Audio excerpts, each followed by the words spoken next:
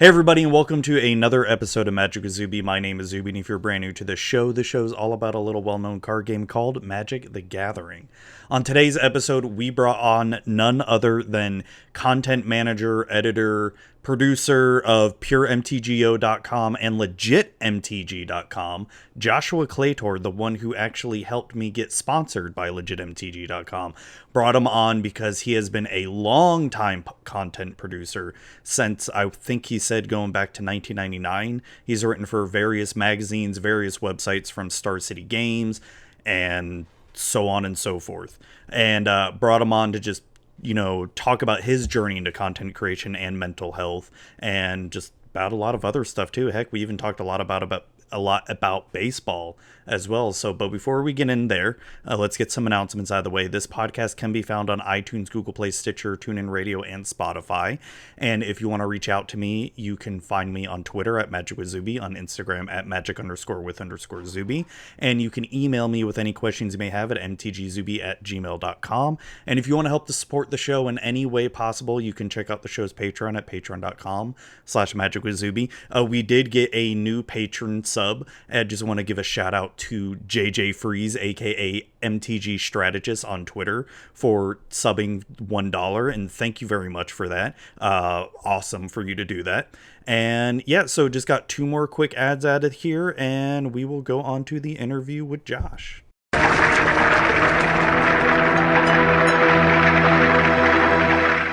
Jazzy, what does the calculator say about the shipping costs? It's over $9! What, $9? There's no way that could be right.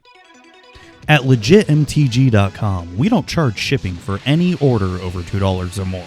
We're not like those other guys who make you spend an arm and a leg to get free shipping. Come on down to LegitMTG.com for all your Magic needs, and be sure to get that free shipping special. That's LegitMTG.com. Visit today.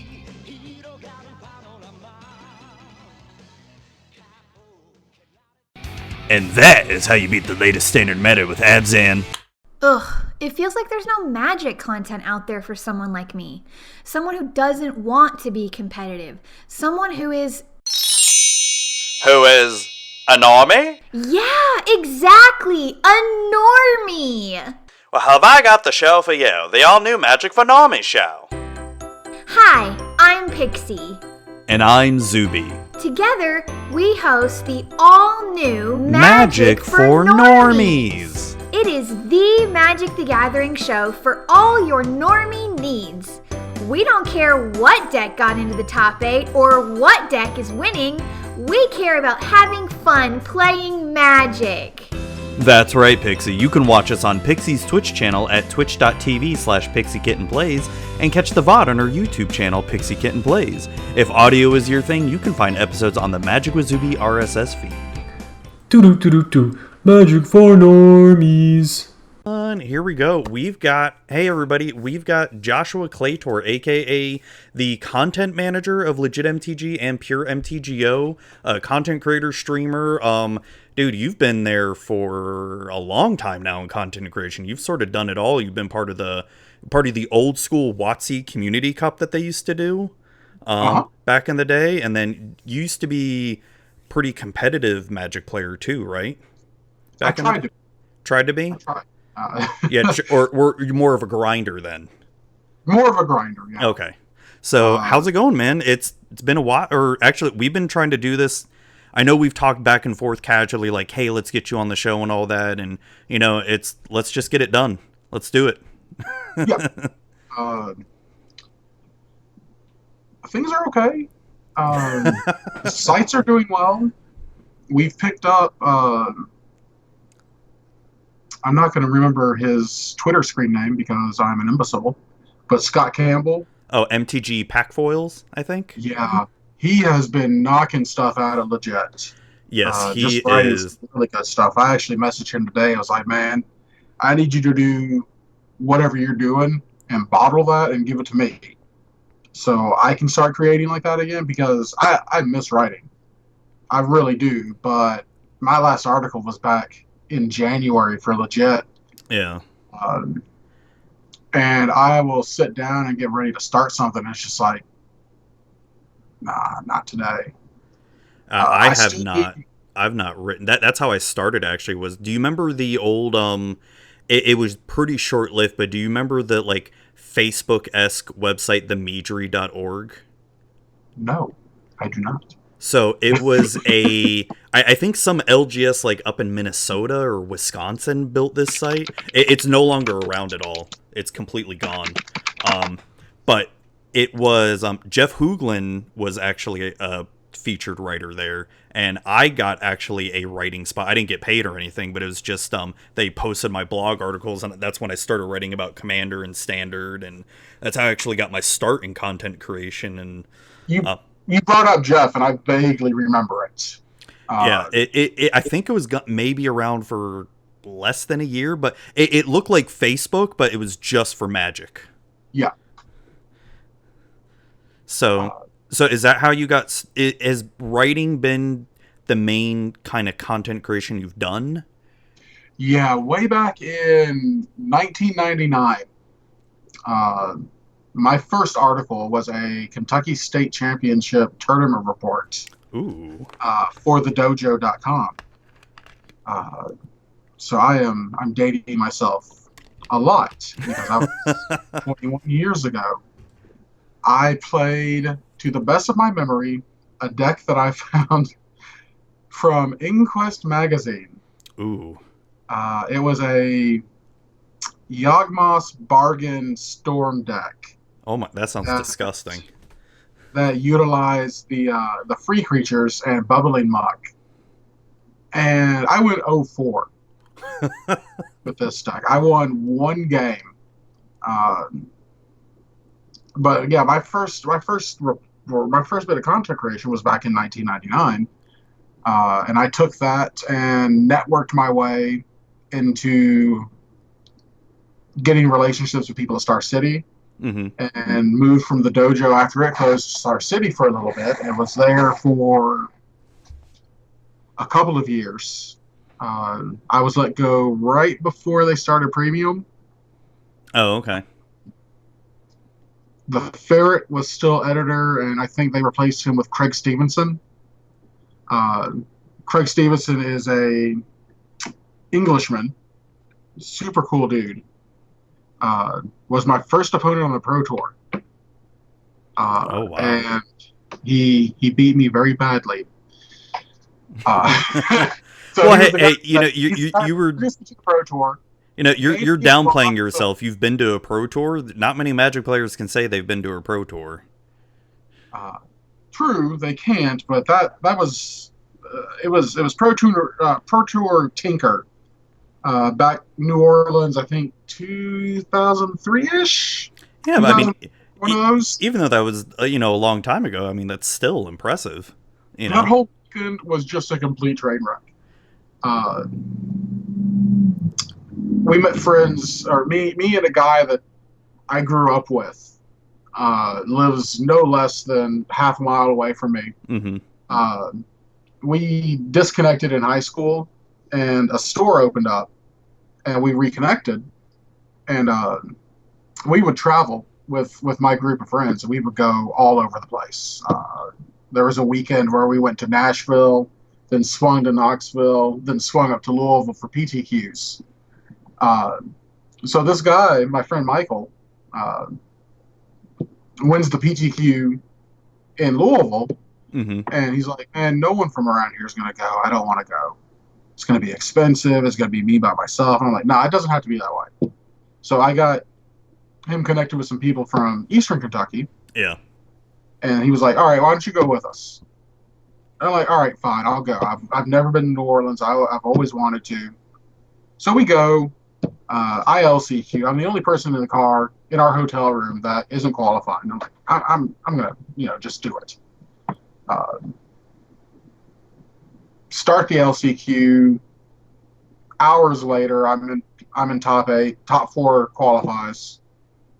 Playing the Astral Slide mirror match, and I get Mindslavered, and I'm like, oh no, this is the worst thing that could possibly happen to me.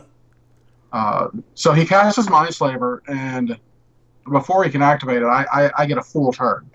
Yeah. So I could cycle my Decree of Annihilation now, or I could play my Morph.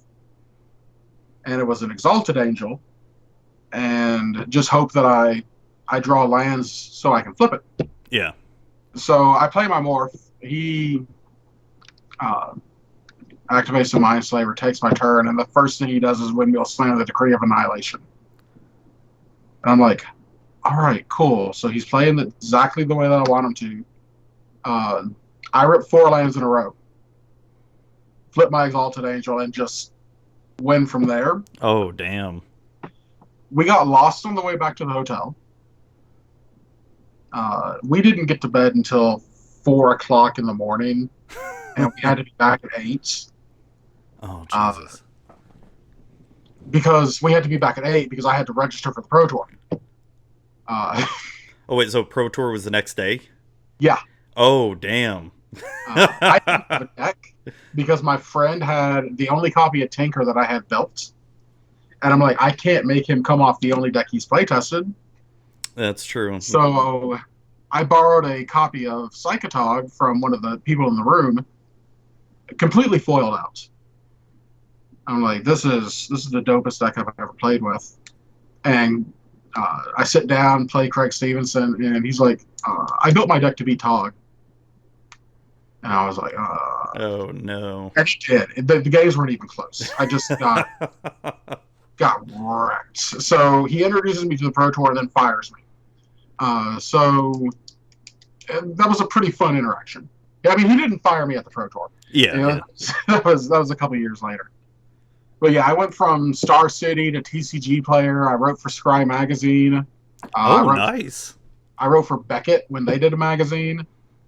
And then 2007-ish, TCG player decides to let me go. And I'm like, that's okay. I'm not playing as much anymore. My wife's pregnant. We're about to have a kid. It's time for me to move on. And then the owner of Pure MTGO was like, hey, we need an editor. How about you? Because I was writing for Pure MTGO at the time. I'm like, okay, I can do that. He's given me a huge opportunity. There was a lot of growing pains early on in the site because I didn't understand his vision for it. Yeah. And I tried to mold it into my vision. Like, at the time, I was super spiky and didn't think formats like Pauper or Tribal Wars or anything like that would draw an audience. And it turns out that I was incredibly wrong. Like, Pauper in those days when Alex Allman was writing drove traffic to the site. Really?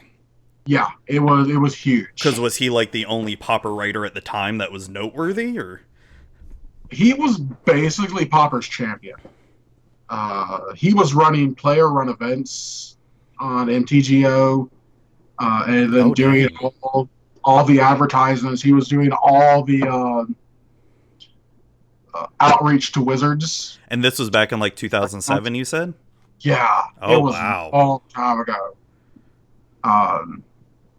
But after I got all those growing pains, like I talked to Alex and I talked to Giancarlo and the people that write about these specialized formats, and realized that there is more to Magic than the competitive side of things. Mm-hmm. And that these people deserve to have their voices heard too. So it was a bit of a culture shock to me. Because you were just in the spike mindset for so long? Yeah. Like, for just about standard and what they had extended back then too. Yeah, standard, extended, block constructed, and limited. Yeah. Were the formats that were important back then. Mm-hmm. And Heath was right. Everything isn't... Casual players drive sales. They drive hits. There's more of them than there are tournament players. Well, that's true. And that's great. That's what makes Magic different from a game like Versus System or the WoW TCG. Both of those games, to me, were much better than Magic is. But both of those games did not have casual players falling over themselves to play us. That's true. That's true. No, and you bring up a good point because, what was it? The other day I was streaming Magic Arena and just getting frustrated as hell because, it's, when you go in the play queue and you just want to test out a deck, you're not worried about rank, and you just face nothing but mono red over and over and over again. You're just like, oh my God. I don't mind facing mono red, but it's like when you do it 5 times in a row, you're just sort of like, all right, fuck this, Yeah. And I find myself getting so frustrated, but just today and yesterday, I streamed Paper Magic for combined, over 10 hours. And not once did I get mad, salty, even losing and all that stuff. Because I don't know, it's just in Paper Magic, I just find myself more relaxed. It's more fun because, I'm talking with people and stuff like Arena. Or even when I played a lot of Magic Online, it was just a nameless opponent that you're playing. Yeah, I still have a little bit of that competitive mindset to me. Like, I'm not here to make friends whenever I'm playing on Arena or MTGO. Yeah. So chat's off on MTGO. Oh, yeah. I always turned off chat. Even during, like, the Commander games, because you'd have frickin' people just be a-holes and all that. Yeah. I keep chat on for Commander games because sometimes things are said. But in general, the games that I've played on MTGO for Commander recently have just been super chill games. That's good, at least. I've been lucky. I think the saltiest someone got was when I was going off with Siona and Shielded by Faith. Oh, man. So I get with Pure MTGO. Back to, I guess, content history. Yeah. Do draft stuff with them, start doing videos, get other people. Brad Nelson was one of the first people that contributed a little bit to the site before he got big. And I used to do text interviews with people like him, Sandy Dog MTG, Corey Baumeister. Yeah, I did interviews with. And I'm just hanging out, doing that kind of stuff, and I'm happy with it. I like giving people voices. I like working with writers.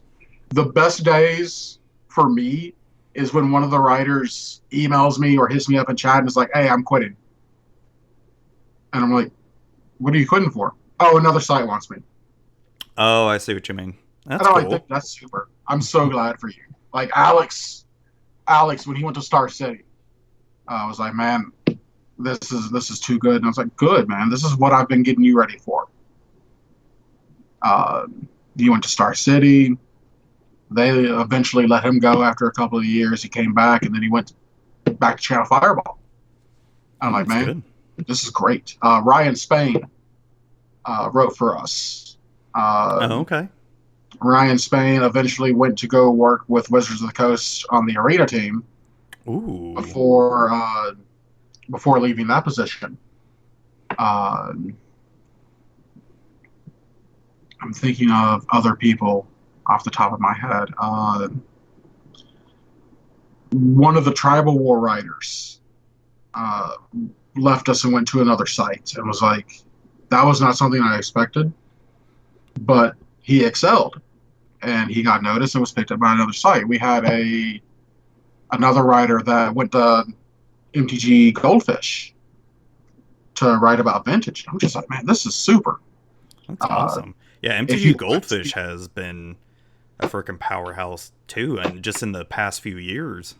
Yeah, I feel like I remember when they just started and they were just like a little baby site, and now it's like it's one of the mainstay Magic sites now. And they've done a lot of really good work. Oh yeah, for sure.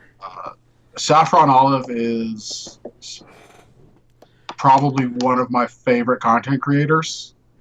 God, the amount of freaking like. So I understand it's like his full-time job, right? And I just noticed the amount of tweets he does, and I just want to tell him, like, dude, how are you freaking just on Twitter that much? It's too much for me. Like, I know I'm addicted to Twitter, and I do tweet a lot, but holy crap, the amount of just stuff that he can tweet out just about Magic, and also I'm like, dude, that's a little bit too exhausting for me right there. So yeah, I do the pure MTGO stuff, and I'm learning stuff in college, like to make me better and Yeah. uh, be more valuable. And a couple of years later, uh, legit MTG comes up for sale, and I message the owners of the Lotus Guardian, which is a store in Owensboro, and I'm like, hey, look, this is just such a dope opportunity for y'all to buy this. You've got built-in customer goodwill. Now, was legit MTG a relatively known LGS at the time when it went up for sale? No. No? It Okay. was basically an online retailer. Okay. It But was they never, did have a storefront, though? yes. Okay. And I told Nate, I was like, look, this is a big risk, but you get a dedicated customer base, a huge social media following, and their inventory. You get the IP. The name is good. People in the Midwest like this name, so you should buy it. And he eventually did. And when was that back in? Oh, God. I've been there for 2013-ish. Okay. Back when that happens. I was there for 6 years last year. Oh, wow. But when he bought it, the writers came over. I didn't get a chance to work with Aaron Campbell, which really upset me because I wanted to work with. She was in legit MTG? She was doing the deck teas back then. Well, I remember the deck teas, but that was part of legit, though? I didn't know that. Yeah. Yeah, Oh, we wow. hosted her. We hosted Scott McCullum. I know you used to do, the Yo MTG taps. Yeah. Joe and Joey Pasco. Yeah. Well, we did it with Joe and another person, but the actual original Yo MTG taps are now at Gathering Magic. Okay. Or not Gathering Magic. That Because that went away, because that cool got... stuff. Yeah, because that's cool stuff now. Yeah, they're cool stuff now. Scott went to Face to Face, and we've had our share of local pros and local embosses share and make content. But when Nate bought it, the guy that was content editor at the time just decided to cut off all ties. Oh, wow. And didn't share any passwords for any emails. Like, things went without updating for 3 months. Oh, damn. And I got bored one day in the middle of an ice storm and decided that I was going to go for a walk. That's right. You guys got snow up there. I don't know what that's like. My first mistake was going out in an ice storm. But I was like, Nate, man, this guy's not doing anything for you, and it's costing you. Why don't you let me take over the site until we find someone that's more permanent? I'll do it cheap. I'll do it good. I'll help you out because you're my friend. I'd worked for Nate before, back when he first started his brick and mortar store, because WotC didn't want their distributors selling sealed product to digital retailers anymore that didn't have a storefront. And that was back in 2004, 2005. And I eventually broke Nate down enough to let me in. Yeah. It's not going as well as I want it to, and a lot of that's on me. And I think I've failed the site more recently than I have. Well, how so? I just haven't gotten writers to replace each other. Yeah, I see that. Yeah, because there has been a lack of writing recently, and I mean, Scott is a great addition, though. I feel like he's a good addition to the staff, to the writing staff.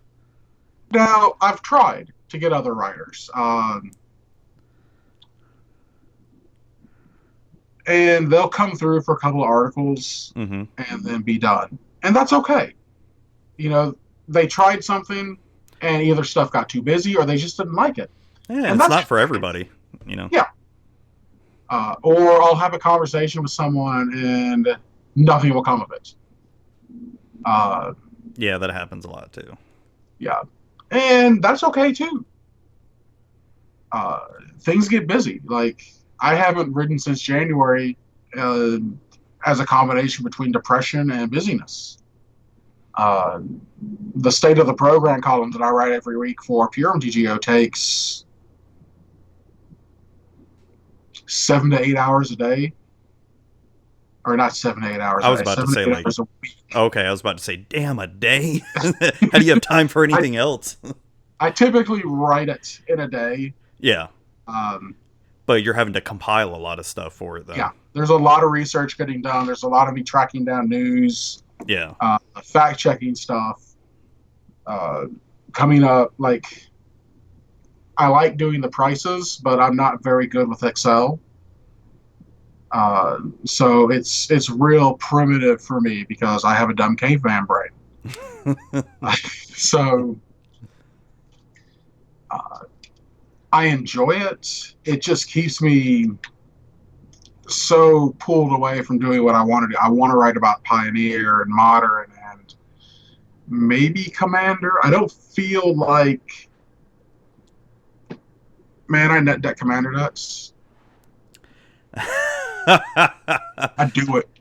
I am the absolute worst. I have actually net decked my first Commander deck recently because I was working on a budget EDH deck and I ended up net decking one and just bought it. It was like less than $40 or whatever. And first time I ever net decked, but I know what you mean. There are times I want to write about Commander so bad. And I felt like maybe it was a little bit easier before Commander was so popular. Now that it's like more mainstream than ever, it's like I feel dumb as hell when I go and see these other Commander content creators and I'm all like, I kind of know what a counterspell does, you know? They're naming off like all these cards left and right, and I know I've played these cards, but I don't know if you're like me, you know, there's a card that you don't see for years and years and years that you know you played a lot when it was first there. You're like, I don't remember what it does. I don't know. I'm so terrible with names of what card abilities do. It's frustrating, and yeah, I would not be a good Commander content. That's why I just like doing the paper EDH streams, because those are just super easy, so people can see how terrible of a Magic player I actually am. I wish I had the setup to where I could do that, because that seems like a lot of fun. Oh my god, dude, it's so much fun. It's brought back my love of just playing Magic, because before doing this past weekend, I'd only ever be able to play paper Magic maybe once a month if I'm lucky. If that, I mean, there's sometimes I don't play it for 3-4 months at a time, and Magic Arena is literally the only thing I do, because I stopped doing F&M over a year ago because I was working on building my LGS's D&D scene up, and before the whole pandemic it was nice and built up, and we had a D&D game going every single night, sometimes multiple games a night, and now I'm afraid my LGS is going to be kaput and done for now with this whole thing. Yeah, that is a huge fear I have. Yeah, like, how do you know how legit's doing during this, or? We're doing, I don't want to say fine, because I'm not involved in the day-to-day operations because I'm 80 miles away. But we're getting orders in, we're getting them shipped out, we're not having to let anyone go. That's good. That's good. For now. Oh yeah. Yeah, I mean, we don't know what it's going to be like, you know, a month from now or anything. Yeah. It's hard to say.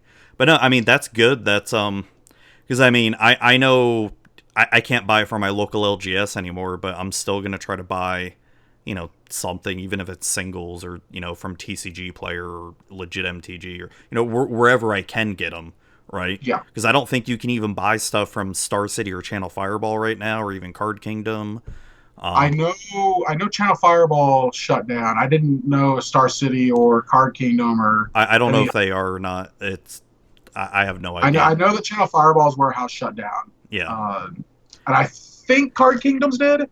And I know the TCG Player Direct warehouse is down. Yeah, right? But that might be a little more... Yeah, there might be a little bit more to it than just the pandemic from what I've read. Yeah. Which it's not a whole lot of stuff that I totally understand, because with Florida being a right to work state, I don't even really. I mean, I understand what unions are and all that, but never being a part of one or even knowing what they really do for you, I can't comment on whether a union's good or not. My biggest thing that I know about unions is from what I read and saw in The Irishman with Jimmy Hoffa. Kentucky's also a right to work state, but I worked for UPS. Okay. And UPS is a unionized company. Oh, across the U.S.? At least in Kentucky. Oh, okay. We had the largest, or Louisville is like the either the largest or I think Louisville's the largest UPS hub, and wow. Atlanta's the largest FedEx hub. That makes sense, because I always see a lot of my stuff hitting FedEx, or when I get a lot of FedEx stuff, always Atlanta, and UPS, always Louisville. I don't know why Louisville. I guess we gave them some really good tax incentives to build it at the airport back then. I don't know. All I know is that they paid me to go to college, and I lost my scholarship because I really liked partying more than I liked going to class. Yeah, I remember those college days. But yeah, legit seems to be doing okay. Orders are coming in, they're going out. That's good. New products coming in, is coming out. I mean, I guess that's all you can ask for during this kind of climate right now. I mean, yeah. Geez, I mean, dude, this whole freaking pandemic thing sucks. It's all the Magic Fest being canceled. I was planning on going to, this weekend was supposed to be Magic Fest West Palm Beach. I was supposed to be there. I already had the time off planned for it. I had a plane like last year. When I was traveling a lot for work, I had basically a free plane ticket from Southwest to go fly somewhere cheap, because they delayed our flight one time, and so they gave us like a $200 voucher. And so I was going to go to another Magic Fest. I wanted to try to go to Magic Fest, I don't know, Austin or somewhere in the Midwest, like Oklahoma City or something, and that's done now. And then I'm hoping they don't cancel Vegas, because I really want to go to Vegas. Vegas is a dope city. I've never been for a Magic Fest. No, I've been to Vegas plenty of times. It's just I want to go there for the Magic Fest. I've only been once. I went for Gamma back when they held them in Vegas instead of Reno. What's Gamma? And Game Association They're the board, or they're the board game, hobby game lobby, I guess. Oh, okay. That's weird. They put on trade shows and. Oh, okay. I see what you mean. One of my friends, like an expo, pretty much, like an E3 type thing for board games. I think they put on. No, they don't put on. They put on Origins. Okay. They are the Game Manufacturers Association. I don't know why they're called Gamma. I guess because G in games. Yeah, maybe. One of my friends was the treasurer for them, and he invited out my local game stores owner. And he was like, "You should come too, Josh." I'm like, that sounds like a dope way to spend a week. Let's do it. And it was a dope way to spend a week. And by the time I was done, I hated it. Yeah, I feel like Vegas is one of those cities that you can only be there for like X amount of days, and then you're just done. Yeah. Because it's, I don't smoke or anything, but I cannot stand the smell of the casinos after a while. There's certain casinos that they're like air AC is way better than some others. Like, you can't even really smell the smoke and the Febreze. Is basically what I say. You go into any casino and you smell cigarettes and Febreze. That's like all you smell. And that there's like Caesar's Palace is really good with their circulation and venting. What is it? The pyramid one, the Luxor, is really good. Excalibur sucks. Tropicana sucks. MGM sucks. God, what else? There's New York that sucks. And more of the higher end ones are better too with ventilation. I just always feel so freaking poor walking into those though. Oh yeah, we went to one of Bobby Flay's lesser restaurants out there, and a friend ordered ranch dressing to go with his fries, and the waiter looked at him with just this look of disgust. It was like, you plebe, how could you possibly want something so awful for your French fries? Wow, that's funny. That's like, just the funniest thing. But yeah, by the time we were getting back to the airport, I was just like, I'm so done with this city. Yeah, it's definitely like a weekend retreat type thing. One of the best restaurants I went out there is a little taco restaurant called Roberto's Tacos. I mean, the inside of the restaurant is like super shady and crappy looking, but holy crap, is their food so good. It's like it's one of those restaurants where you're like, I don't know if I'm gonna get shot or, mugged here or something, but Jesus, fucking food's delicious. And the only food I remember from my trip to Vegas, besides that Bobby Flay thing, like the food was mediocre. I remember that interaction. But we went to Hash House a Go Go. Okay. And it was just super dope. And this was back when I could have gluten. Yeah. So I went stupid. Like I ate so much, and it was so good. And I wouldn't be surprised if the amount of waffles I had that day is now why I'm gluten intolerant. Oh damn. I mean, like I was taking pictures and sending them back home to my wife, and was like, man, I really wish you were here, because she would have enjoyed that too. But Cash was like a year old at the time. Yeah. And didn't feel comfortable asking her parents to watch him. Yeah, it's tough. It's tough.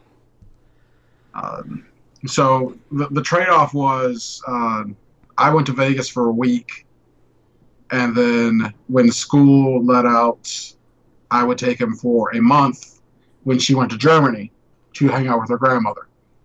I was like, oh, that's cool. That's a reasonable trade-off. Yeah.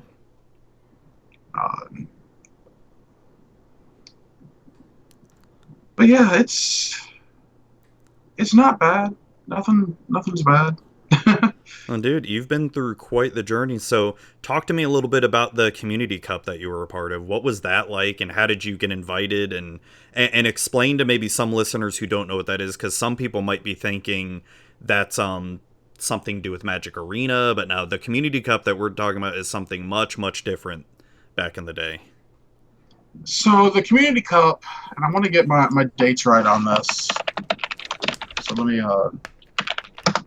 because there hasn't been a Community Cup in what, 4 years or something like that. They're 5 done. years. They're done. Yeah. I know they're completely done, but it's because the last one was a while ago. I think 4 or 5 years ago. The last one was 2015. So yeah, 5 years. So the first one back in 2009, it had Alex Stallman, Pete John, and Eric Fryborg. These were 3 people from Pure MTGO. Oh, nice. Eric Fryborg was the guy that first started the State of the Program article. Wait a second. He was the one who started the State of the Program. He started a shop in Minnesota a couple of years later. Oh, cool. Opened up his own LGS. Yeah, and probably the hardest day I ever had as, being content manager for Pure or Legit, was the day that his podcast co-host, they had started a podcast, him and Sebastian Park, I believe is his last name. My memory is gone. Oh no, you're good. You're good. He now works for the Houston Rockets in their esports division. Harvard educated, dude's sharp as a tack. He's super great. But Eric ended up committed suicide. Oh, wow. Uh, I'm sorry to hear just that. the anxiety and stuff had gotten to him, and I thought it was a bad April Fool's Day joke. Yeah. And it just Oh, it happened on April 1st? Or you found the news out? 31st, I Oh, believe. okay. Whichever the last day of March is. I don't remember days of months either. But yeah, that day sucked. Oh, dude, I bet. It was because I was working for MTGO Traders at the time, so I was in the middle of a shift, and Seabass was like, "Hey, so this happens," and I'm like, "Fuck." Yeah. Because crazy. like the dude was always there listening to me. My marriage was going through just a ton of shit. He was always there listening. He was always there supporting, and I'm like, "Fuck, I miss this," and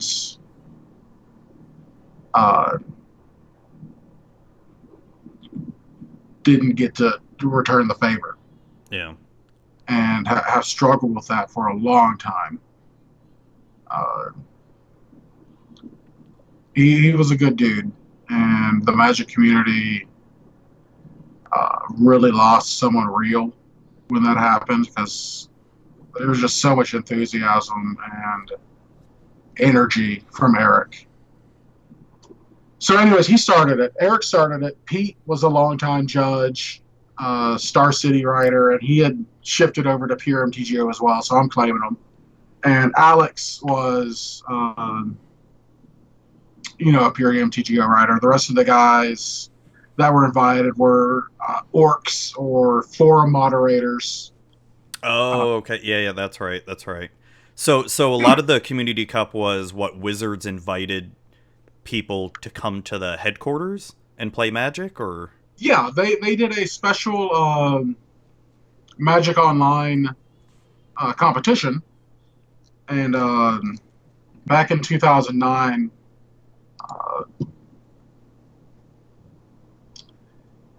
it was just fun stuff. yeah. Showing off what MTGO could do. They did team standard, invasion block drafts, 100 card singleton back then. So it was, just showing off the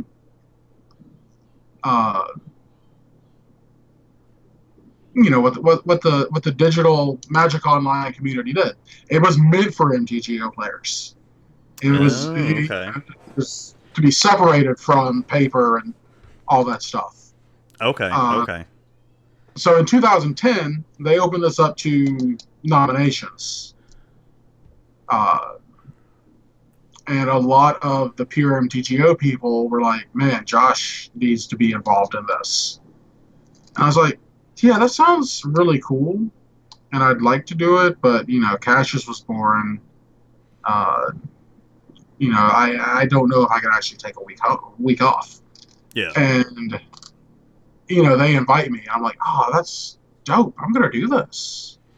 And I sat down with my wife, and she's like, "Yeah, this is something you should definitely do," because I was only going to be gone for a weekend. I would fly up there Thursday, do the competition, fly back on Sunday. That's And not too bad. yeah, not too bad at all. And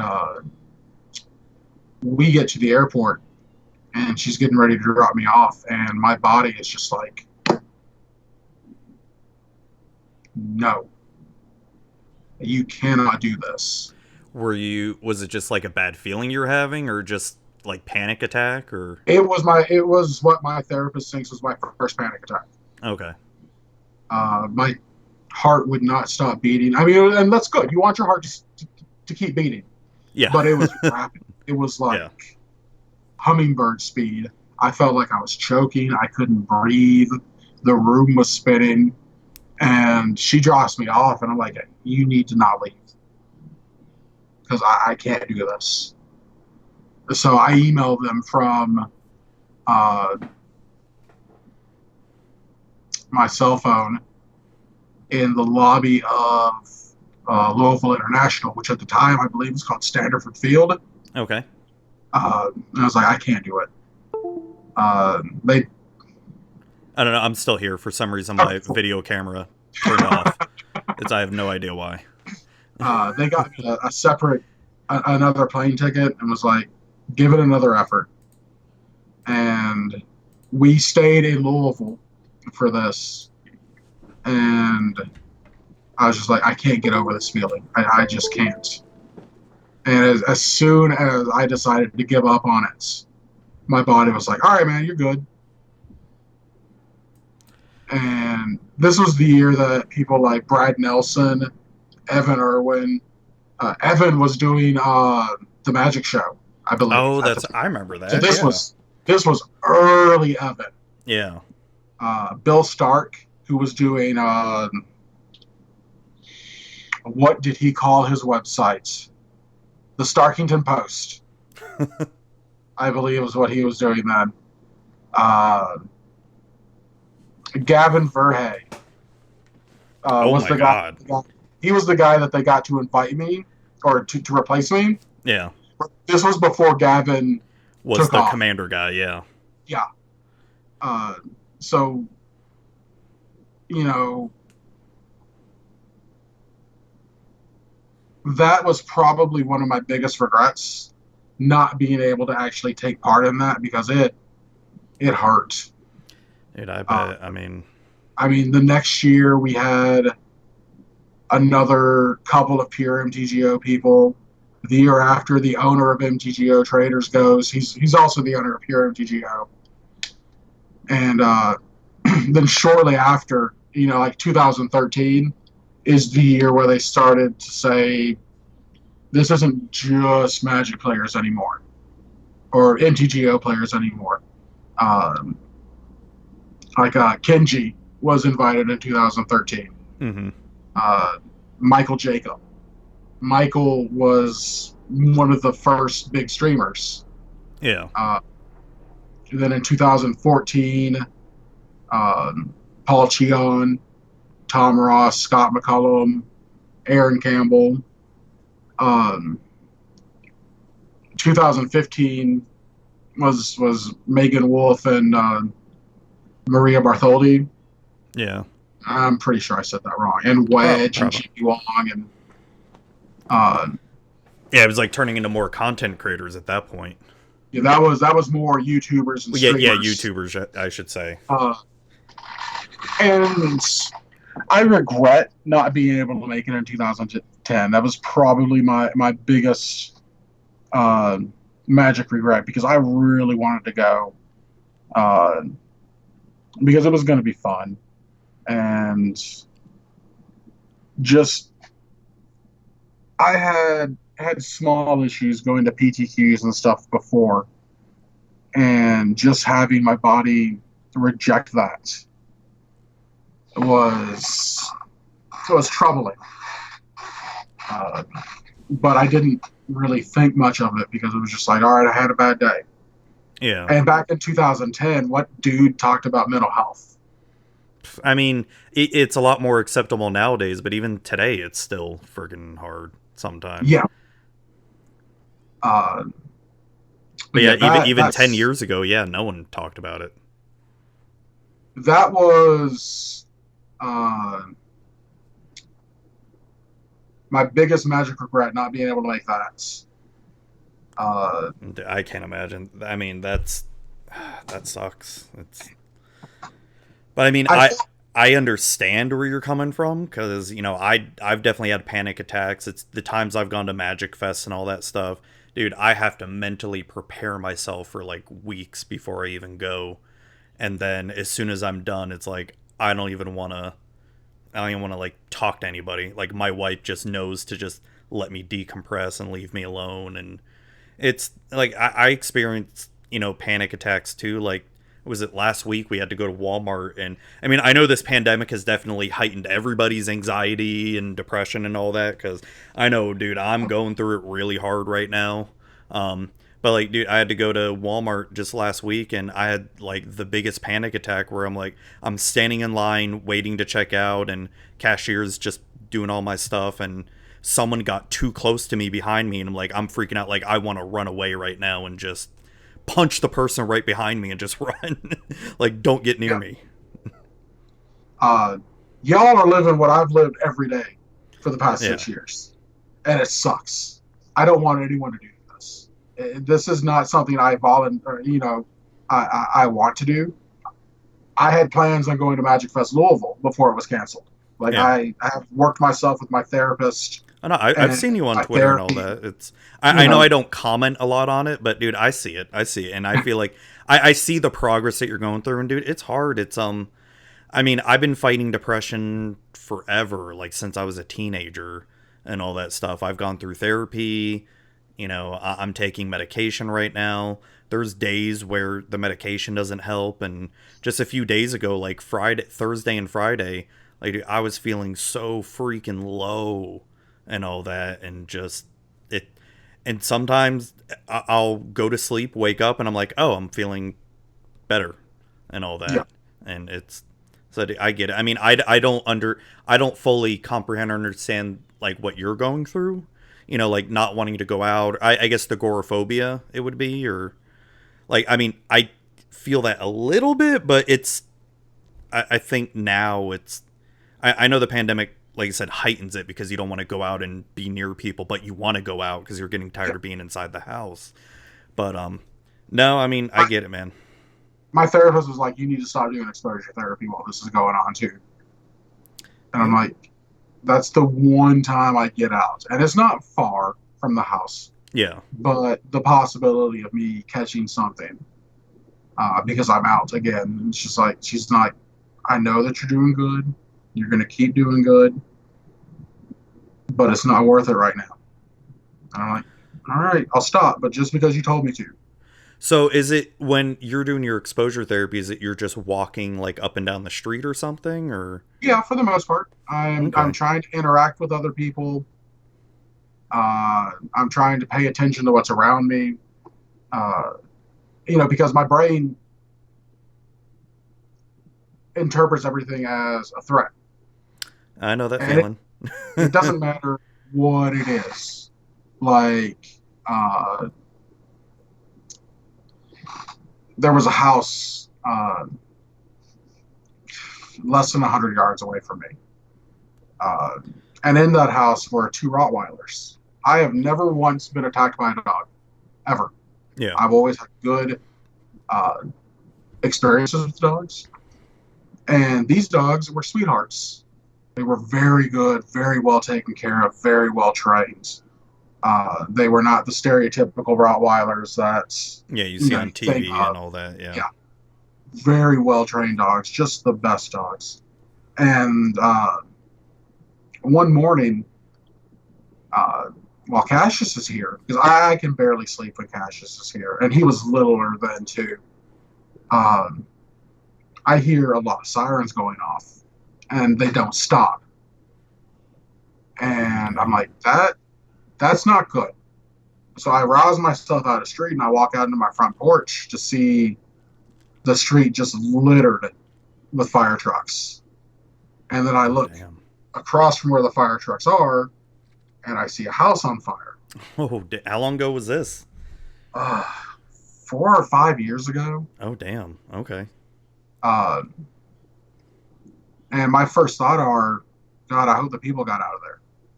And then it was like, what if that tree catches on fire and then catches the next house on fire and it just goes down in a row to my house? Oh, So I shit. woke Cassius up and got him dressed. I was like, dude, we need to be up just in case something happens. I mean, that's taking safety precaution. It was like 3 o'clock in the morning. And it's clear that the fire department has us under control. So I walk him down there and I'm like, look at what the firemen are doing. They're doing their job and they're saving people, and the house was not saved. It was the people that lived in there all got out. Oh, that's good. That's good. So no injuries or anything like that, or no deaths? The dogs didn't. Oh, the dogs didn't survive. That sucks. They didn't make it. So, and this house had been rubble on the side of the street for a very long time. And every time I would pass this house, the dogs would bark, because that's what dogs do. Yeah. They would never get aggressive at me. They wouldn't chase me down.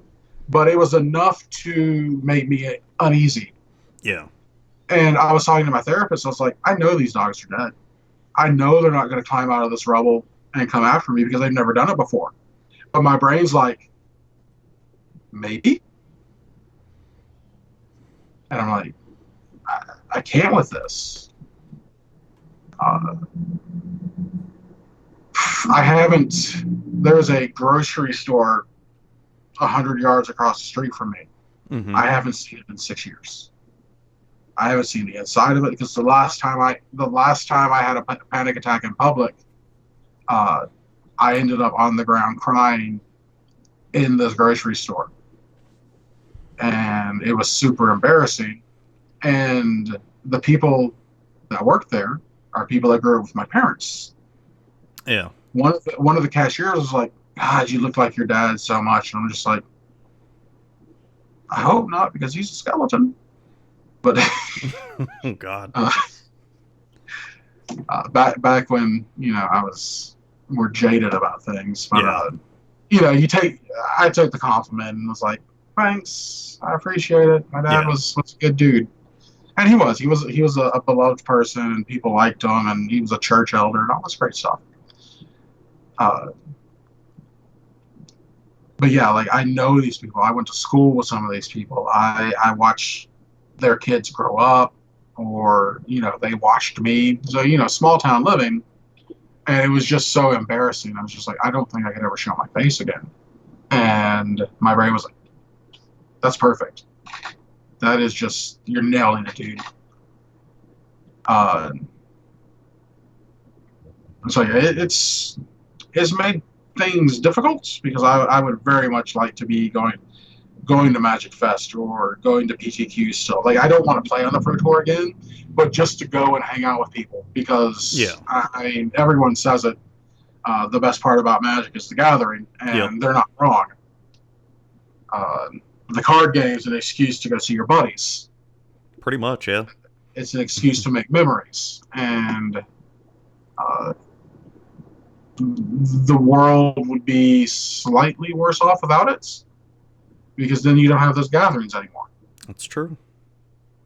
So do you feel with a lot of your therapy, like, I mean, I know with the whole pandemic and all that stuff, that's kind of you kind of can't go outside your house even if you wanted to, or go anywhere really. Do you feel like once things start lifting that you feel you'll be able to push yourself a little bit more to like go to public places, or like well let me ask you this, and not just so much like going to the grocery store, like if you have a park nearby or anything like that, do you feel comfortable going to a park where it's more wide open spaces and people aren't right next to you? And that's my joke now, is I'm brave now. When everyone else can't do everything, I'm like, yeah, I'm ready to take this on. It's going to be dope. And then it's going to be like, well, now everyone can do this stuff again. Time for you to not be brave. Yeah, I know what you mean. I have the feeling that, because this stuff's not going to be over for a while. Yeah, it's going to be a few months, or who knows how long. And I'm still going to therapy because we meet online. We do video conferencing for that. That's good. So I'm still going to be working with my therapist. So I'm thinking, yes, that I would at least be able to go to one of my local game stores and hang out for a little while and play some games. Is it more about being in a safe space for you, like place that you're comfortable in being, compared to it being inside or outside? I think, and I'm super comfortable in my house. I have very few panic attacks around my house. Yeah. It's the further I get out of my comfort zone that things start going bad. I mean, the people that own the game stores around here are people I went to high school with. Mm-hmm. We didn't, well, one of them was a freshman when I was a senior, so that doesn't really count. We didn't he wasn't in band, we didn't interact. Yeah, you don't the talk other to one, puny little freshman when you're a senior. Yeah. The other one was a junior when I graduated, but we, again, didn't interact because he wasn't in the band circle. Uh, but they eventually went on to become some of my closest friends, and they're good people. But it's the other people I don't know. There is a huge amount of local store churn in our customer base here because of Fort Knox. Oh, that's People true. Yeah. People will hang out for 6 months to a year, and then they'll be stationed off somewhere else. I didn't think of that. And we're about to get the Army headquarters into Fort Knox, so there's going to be an influx of new people. So I know the owners. They both tell me I have a safe place to go if I start getting overwhelmed, which is super nice of them. But a lot of the people that play Magic around here, the circle that I used to run with, grew up, had kids, don't play anymore. They don't have intentions on playing anymore except for arena. But like for someone like me who's divorced, hasn't dated since 2012, only has this kid every other weekend, I've got that free time and that, the ability to go out to the LGS and play. So meeting new people is super intimidating to me because It can be, yeah. And especially if they're military people, because I can never tell when they're serious or when they're just joshing. Yeah, that can be it can be intimidating, especially if they're Marines and all that stuff. Oh, they're not Marines. They're just grunts. So Army. I guess it's a good thing there aren't any Marines or anything, because especially like, Marines don't get along with any other branch. And this stuff never happened in high school or any time like that. It's just I turned 32 and it's like my body's like, Oh, dude, it happens. It's like when I remember when my kids were younger, like whenever we would, like, my wife and I and both the kids, we'd all go to a store. Like, I had a point to where I'd be so nervous just going out with them somewhere that I would have to have them walk in front of me to make sure I can keep an eye on them. Just so, because I had this crazy idea that someone's just going to come up and snatch my kids. And you read stories of where that happens and all that shit, but it's like, no, I want to make sure I keep my eye on them.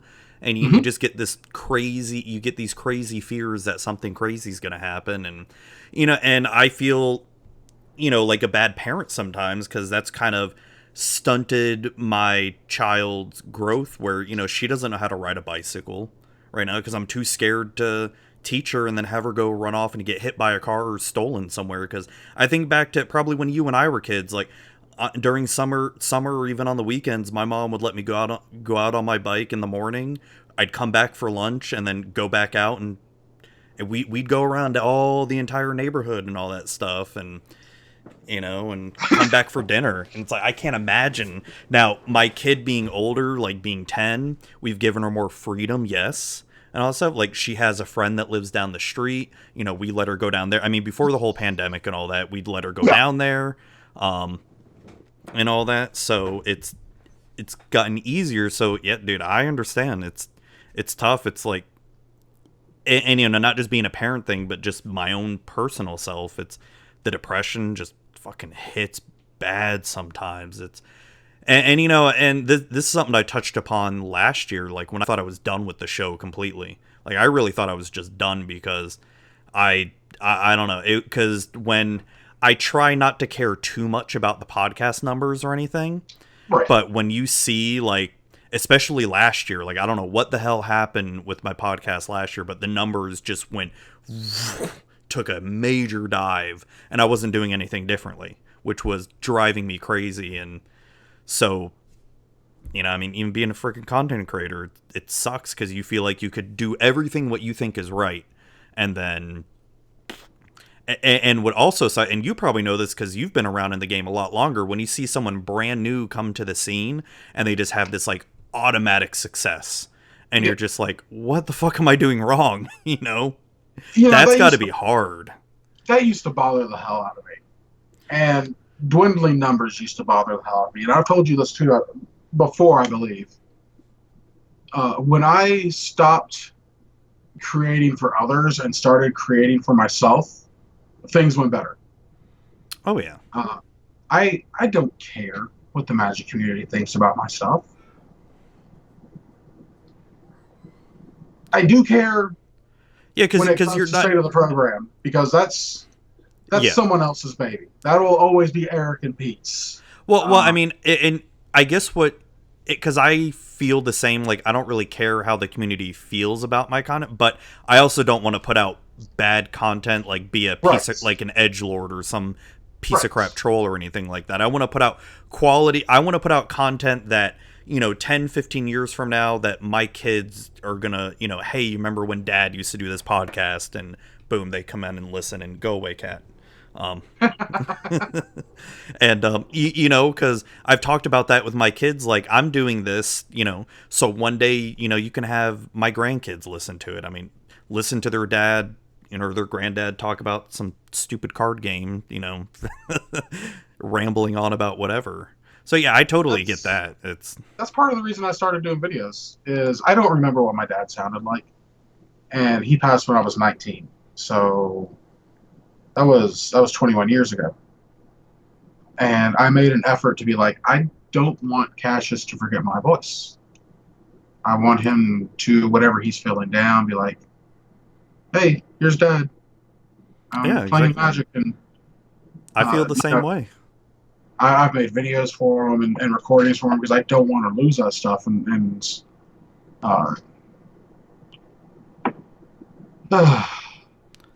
mean, it's a tough gig doing this, and fighting off mental health and or trying to be better mental health wise, and it's I feel like doing this podcast has definitely helped, because I remember when I first started this, my buddy Corey was the one who gave me the idea to do it, and I thought I was gonna do it for no longer than 10 months, and not 10 months, 6 months, and I was like, okay, after that I'm done. Because you start a lot of projects, and then you say, oh yeah, I'm gonna do it forever and all that stuff, and you just forget about it. Like, I don't know how many stories I've actually started, storyboarded, rough drafts, synopses, and all that stuff, and just never finished them. Stuff, or how many freaking D&D campaigns I've come up with and never played them before, and I'm surprised. I'm surprised, one, that I've been doing this for over 4 years now, and I'm surprised, two, that Legit MTG still puts up with me. So, like your consistent content, you're easy to work with. You make good stuff. Well, you thank make you. Entertaining stuff. So, having you as part of the site adds value to our brand. And that's something I want to do for Nate. I want to make the site as valuable as I can. And that's why I want to add more writers, add more content creators, that's why I'm streaming more, and the giveaway, the code giveaways for the program on Steam Elements. Man, I did 65 codes last week. I've got more waiting. Oh, dude, I have so many. For people that want codes. How are you giving them away? Because I've got so many that I just need to offload. I went to... Because I like to keep things Kentucky-centered. Yeah. I was born in Ohio, moved down here when I was 5, lived in Minnesota for a little bit, but Kentucky's home for me. Yeah. A lot of people like to dunk on us for being, you dumbasses keep voting for Mitch McConnell or Rand Paul. Well, I mean, that's reasonable. I mean, it's better than what Florida gets. There's not a Kentucky man meme that goes around, so I get you. Not yet. I mean, it's just Florida man. I've got Florida man right down the street for me. Actually, my neighbor could be considered a Florida man. But I went to Legit's Facebook page and was like, hey, y'all are who we stream for. So here's some codes. I went to both of my local stores pages. I was like, hey, y'all are my community. Went to the Louisville Facebook page. I was like, hey, Y'all are my community. I didn't give a single code out on stream. That's a good idea. Because I get enough people watching to actually give codes out on streams. Like, I'm getting 1 to 10 viewers each time I come in. Yeah, I've noticed when I stream Magic Arena, it's very... I'm lucky if I get up to 10 viewers, but I've noticed since I started doing the paper EDH, I'm getting more viewers doing that because I feel like that feels more engaging with people. I get more people watching when I do MTGO than I do Arena, but that's because Pioneer, Modern, and EDH aren't on Arena. Yeah, it's true. It's true. I don't think EDH will ever be on Arena. Not in the way that people want to play EDH. It sucks. I mean, I would personally love to have Commander on Arena, but then again, I don't. At the same time, how are you going to fit 4 people in that box? I know it's that's where things will get really like. I wouldn't even mind 1v1 Commander because that to me is at least better than Brawl. I honestly do not enjoy Brawl. Like, I thought I really wanted Brawl in Arena, then you actually get to play it a bunch, and you're like, oh no, this is bad. The one good thing about Brawl is having Planeswalkers as commanders. That's yeah. The 60 card deck, I don't like. The small card pool, I don't like. The rotating card pool, I don't like. I get having Brawl exist. It is another thing for people to do with their Arena collection. Yeah. But it is not for me. It's not. It's God, I've tried to like it. I've tried really hard to like it. I've built so many Brawl decks, both historic and standard, and just I couldn't get into it. Like, I enjoy historic format way better than just historic Brawl. Yeah. And, it's okay that things aren't for us. Yeah. We gave it a shot. We didn't like it. That's all right. For people like us, there's 1, 2, 3, 7, 18 that do like it. And they get to play Magic the way they want to. And that's great. And that's what is so freaking great about Magic is because my wife and I, especially my wife, a couple of years ago, probably like 4 or 5 years ago, she got super into Pokemon, the TCG Pokemon, and I gotta admit that game is actually pretty fun. It's a lot of fun, and especially their online client is what I wish Magic Online could have been, especially when you buy the booster codes and get the packs for the booster codes and all that stuff. So we played that. We bought a whole bunch of stuff, and we were just having so much fun. But with Pokemon, there's really no other kind of format but the main standard format. Now, I know there's like extended and I think some other constructed formats, but no. God, I only play expanded and standard. But they don't have a limited or a limited format. Yeah, there's no limited. There's no sealed, no draft or with PTCGO. It is designed to be a loss leader for the Pokemon Company. Direwolf did such an incredible job making the program. They did super good with it. Oh, it was good enough to where my wife doesn't give a shit about. Well, she doesn't play Pokemon anymore, but when she got hooked on it, she didn't give a crap about physical cards. But when she found out you could buy the starter decks and get the entire deck on there, oh, dude, she was buying them left and right. Like, oh, I want to get this one. Oh, I love this, these color energy cards, and just like, oh, damn. Okay. The reason I sell Pokemon cards on my TCG Player shop is because of the codes. I don't have the intention on ever playing physical Pokemon, but I buy the crap out of the boxes and I redeem the codes for myself and then sell the paper cards. Oh, that's awesome. But yeah, PTCGO is a lot of fun. It's also lacking a lot of stuff, but it's not meant to generate revenue. They took away the things that generated them revenue. They took them off the client. Really? Like what? Did they get rid of the store or something on there that you could buy stuff with, or? From what I understand, is there's no way to buy event tickets anymore, which is what you would get. Which is what you would get to get into their single elimination tournaments. Yeah, I remember that. you earn them through ladder play, and they've got a really generous ladder. It's a bit grindy, but they were doing gym sales, but they only did them in Canada. They took that away. Oh, wow. I don't believe there's a way to get their actual gold currency in exchange for cash anymore.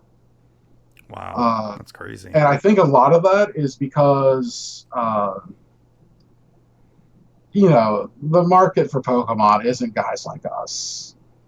No, It's not the anymore. kids of guys like us. Yeah, my kids did enjoy the Pokemon card game there for a little bit, but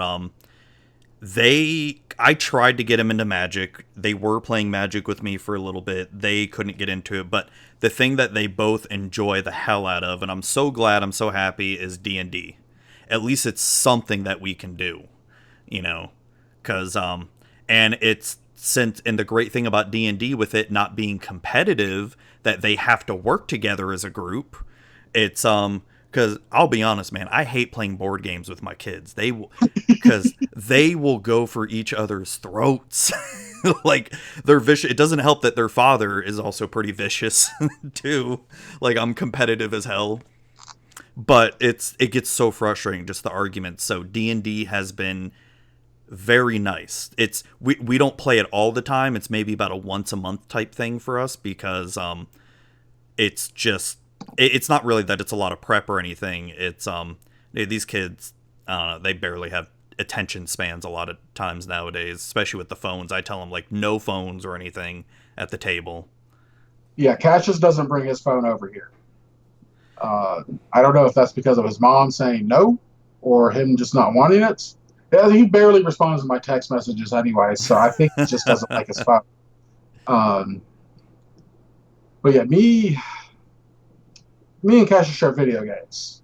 That's good. He has never once expressed an interest in playing Pokemon. He's never expressed an interest in playing Magic. We play some board games every so often, but it's video games for me and him. And the thing when Stephanie was pregnant was like, "Oh, you're making yourself a little two-headed giant partner." I'm like, "Nah, I want my son to enjoy his own things. I don't want him. I want us to bond, but I don't want him to feel like he has to follow in my footsteps. No, I know what you mean. To be his own person." And he's turning into quite a good little dude. That's all you can ask for, too. Yeah. He doesn't pay attention as much in school as I'd like him to, but I didn't pay attention. Like, he got in trouble a couple of weeks ago because he was playing games in class and had to go to Saturday school. This was actually the week of the pandemic when Kentucky started to take it seriously. Okay. He had Saturday school that day, or that Saturday, which is my normal weekend. And he was like, "Dad, I'm not coming over this weekend." I'm like, "Yeah, you're right. You're not coming over this weekend. You messed up." And then Bashir was like, "No, we're canceling schools." So Saturday school got canceled too, and it all worked out in the end. But I couldn't get super mad at him because while he was playing games in school, I was starting deck list.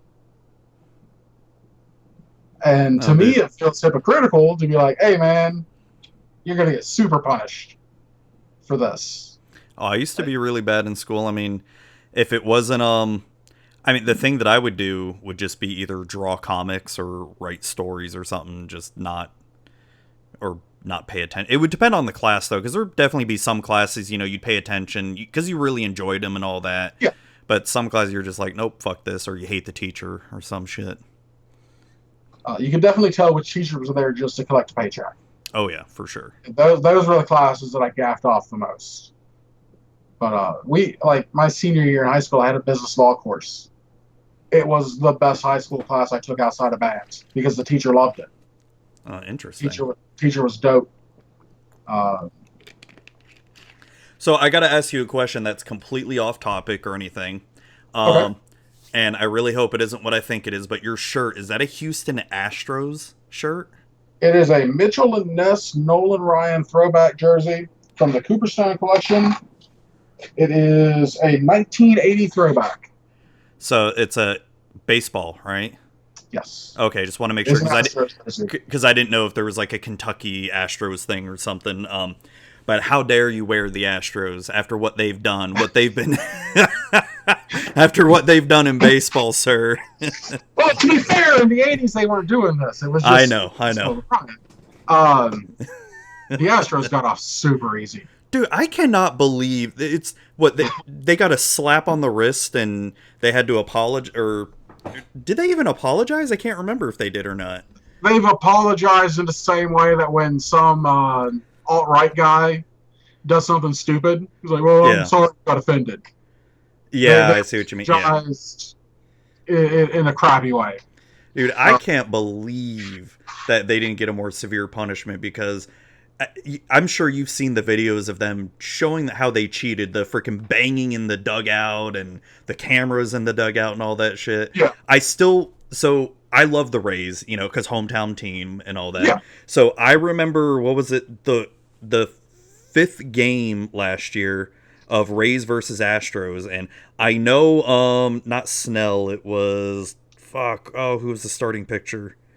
He was fucking up because he was giving off a really big tell, but still, it's like, they knew all our pictures, like, everything. Like, they knew exactly, like, all their signs and all that stuff, Yep. And I get sign stealing as a thing in baseball that's existed forever, but they were doing it in a way where they were just using electronics, which is forbidden or illegal or whatever you want to say, frowned upon. Or They were doing it after the league sent out a memo. It's like, hey, don't do this. yeah. And God. And I get not punishing the players because, without the players' cooperation, they don't have an investigation. I understand that. And they would have a big mess with the players' union if they were to start, hey, you cooperated with us, but you're still getting suspended for a year. Suspended or fined or whatever. Yeah. There would be a huge mess there. But to let them hang their banner, so to say, that banner has to come down. Yeah, because what was it? They weren't they also... What was it? The Dodgers was saying, because they won in 2017, right? If I remember correctly, and it was against the Dodgers, and I remember the Dodgers saying shit was being shady. And I feel kind of sick to my stomach that I was cheering for them against the Yankees last year for them to get to the World Series, and I'm so glad the Nationals won last year. I'm so freaking happy they won, especially after when that scandal broke out. And they need to do the same thing to Boston, too. Boston needs to take us 2018. They need to take their championship away, too, because they were cheating, too. Oh, Red Sox came out doing the same shit? Yeah. Oh, I didn't hear about that. Was that just recently, like a couple months ago, found out? Or No, they started reporting on they started reporting on the Red Sox when they started investigating the Astros. Oh, dang. Their manager lost his job over it before Major League Baseball came in and said anything. Oh, damn. I mean, I remember them saying the manager was gone. I guess I didn't read. I think I just read the headline or something. I didn't check into the story, but holy crap, that's crazy. Yeah, it's now I know Tampa Bay has such a hard division with Red Sox and Yankees being in it, but God, I gotta say, man, every Trop game I've been to, it's Yankees and Boston fans are the freaking worst. They are the absolute worst. I went to the last home game last year with the Rays versus the Yankees. The Rays decimated the Yankees, by the way. But, dude, anytime the Yankees would do something slightly good, the Yankees fans would just all start riling up, start talking shit and all that stuff. And it's like, oh my God, you don't see any of the Tampa Bay fans doing that or anything. I mean, I'm bigger into college sports than I am into professional. And that's, because I'm in Kentucky. Yeah. And basketball rules everything here. Yeah, that's a sport that I wish I could go watch. Because I've tried watching on TV. I'm like, baseball and football are like the only kind of two sports that I can stand watching on TV. I love hockey, but I get kind of bored watching it on TV. Like, I love going to hockey games. They're so much fun. I still have never been to a basketball game before. That wasn't, high school or something like that. Yeah. But yeah, Kentucky fans are a lot like Yankees fans. In terms of basketball? Is that college or professional? College. Okay. Yeah, because isn't Ohio a big... parallels there, too. Isn't New Ohio York, a big basketball state, too? Ohio is more college football. Oh, college football. That's right. Okay. I mean, yeah, they have the Browns and the Bengals for their football teams, and Yeah. if you have the Browns and the Bengals as your football teams, and obviously the Buckeyes are gonna matter more. Yeah, true. And the Cavs, their economy was based on LeBron James. God. And Columbus has the Blue Jackets for hockey, and I think they still have the Crew for soccer. I'm not entirely sure. I don't watch soccer. It's not that it doesn't. It's not that it bores me. It's just that I don't understand it. And Yeah, I had my old boss. He was from Turkey. He actually came to America to be a professional soccer player, and he ended up hurting his leg. I think he tore an ACL, couldn't do it anymore, and he got into IT and so when during the last World Cup, I want to say, what was it, 2 years ago? The last World Cup? I think it was. Or was it last year? Whenever the last World Cup was, we were totally busy at work, aka watching a lot of World Cup, and with all the doctors at my job, they're barely working too during the World Cup. So, Yeah. So we were watching a lot of soccer, and having someone who understands soccer made it so much more enjoyable, because I was asking questions like, well, why are they doing this? Why are they doing that? And all that stuff. And maybe that's what you need, like someone who really knows the game to explain everything. Because after that, it made it much more enjoyable to watch. And I was getting into it at that time. I'd like to watch it and understand it. I just haven't had the opportunity to do so. Yeah. Soccer is picking up in Kentucky too. We've got a team in Louisville that isn't MLS. They're the level below them. Okay. So there's excitement for soccer in Kentucky. It's just horse racing and basketball are what we do best right now. That's true. And horse racing sucks ass. I've only been to one horse race track, and it was fun gambling some money and trying to win stuff, but I couldn't see myself doing that all the time. I've been to the Derby multiple times. It's just the worst. Why is that? Well, if you're in the infield, everyone that's in there is sunburned and drunk. That's true. Yeah. And it smells vaguely of a Magic tournament. If you're in the stands, there's a bunch of snooty people there. But they're not snooty enough to be in the VIP area. Oh, I see. They're the big money is. Yeah. They like to think they're rich. Yeah. Yeah. They're the new money, but they're actually middle class or whatever. Yeah. My family raises quarter horses. Well, yeah, my family quarter horses. My aunts and uncle on my aunt and uncle on my dad's side raises quarter horses. And what's a quarter horse? This is someone who knows nothing about horse. It's a what? 3 short of a dollar horse. I don't even know what that is. I I literally know nothing about horses. Or what? You get 4 quarters and then you get a dollar. Well, the quarter horse is just a breed. Okay. I guess the best way. See, you tell me something like that, and I'll take it literally. Like, for okay, a dollar horse, okay. They're short distance runners. Ah, okay. They're the ones that do barrel racing and stuff like that. They're more on agility. Okay. Speed. Then and stamina. Thoroughbreds, the horses that are at Pimlico or Churchill Downs or the other famous racetracks that I don't remember. They're built for long distance running. Uh, and my family raises these horses really well, and most horse trainers and breeders do that. But the amount of horses that die on the track is such a great number. Really? Yeah, Santa Anita, the track out in California, something stupid like 40 horses died in their first couple of meets of 2019 through 2020. It was a ridiculous number. Oh, that's crazy. And then last year at the Derby, it comes out later on that the horses are doped up. Oh shit! Like with steroids or something, or? I don't quite remember what the horse. That wasn't a steroid, but it was a drug that helped them breathe better and help blood flow better. Oh damn! So stuff that helps runners. Okay.